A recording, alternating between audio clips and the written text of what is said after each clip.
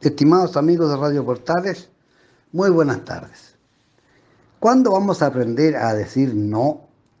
Tan difícil es pararse las coloradas y cuando algo es incorrecto o que no corresponde ejecutar, contar con el valor moral suficiente para decir una sola sílaba, no. Nadie ha dicho no cuando un dudoso poder judicial ordenó retirar un busto y las fotografías del almirante Merino, héroe nacional, al cual le debemos gran parte del progreso que hoy disfrutamos. Y como hemos dicho anteriormente, realmente, probablemente le debemos la vida al señor almirante. Nadie dijo no cuando en lugar de proteger el monumento al soldado desconocido, un gobierno cobarde ordenó su traslado a un lugar donde será visto casi por nadie. Tampoco nadie reclamó por la afrenta que se le hacía a la figura del general Baquedano. Ni siquiera se hizo público cuánto le debía Chile a quien fuera comandante en jefe del ejército en campaña y cuyas riquezas obtenidas por Chile gracias al triunfo en la guerra del ejército chileno aún financian la salud, la educación y satisfacen las necesidades urgentes de los más pobres de la nación. Hoy los enemigos de siempre quieren que las Fuerzas Armadas de Orden y Seguridad Pública realicen un gesto. Y la pregunta que cabe hacerse, ¿y por qué sería? Por haber librado a los chilenos de la dictadura del proletariado, tal como ocurre en Cuba desde el año 59, donde han fallecido generación tras generación sin conocer la libertad y luego de haber padecido hambre y escasez durante 3/4 de siglo.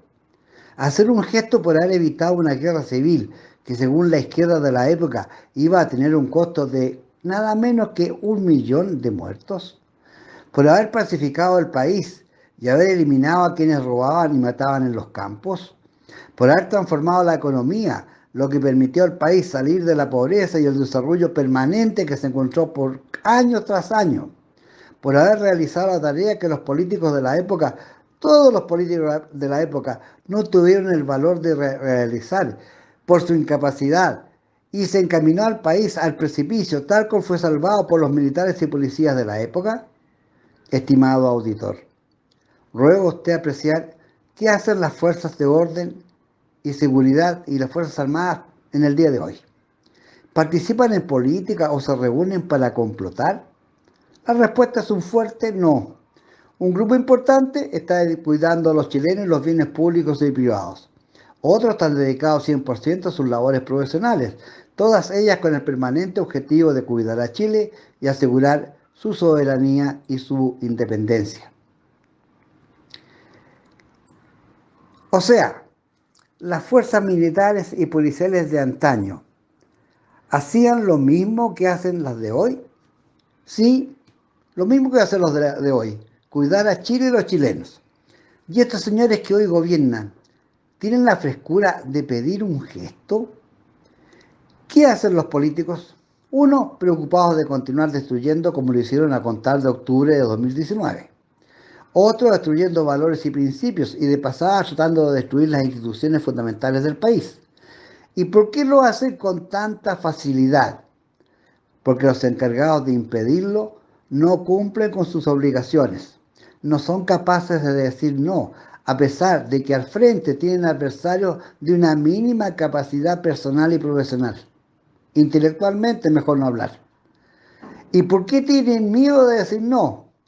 Porque unos carecen de valor moral y otros, como la centro-derecha, se han aliado con el marxismo buscando algo que nadie sabe, olvidando a los políticos que con el marxismo no se conversa ni tampoco se negocia.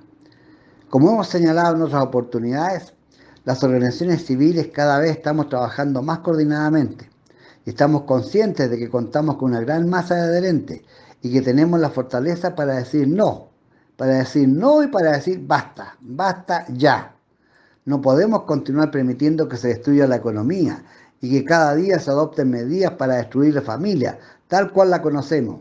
Se degenere la mente de los niños más pequeños, se desprestigie las instituciones y se minen las bases de la institucionalidad. Al final, la lucha será entre aquellos que quieren a Chile y esos otros que abrazan ideologías extranjeras, razón por la cual quieren destruir todo aquello que se oponga a sus objetivos totalitarios y que se encuentren a su alcance. Muy buenas tardes.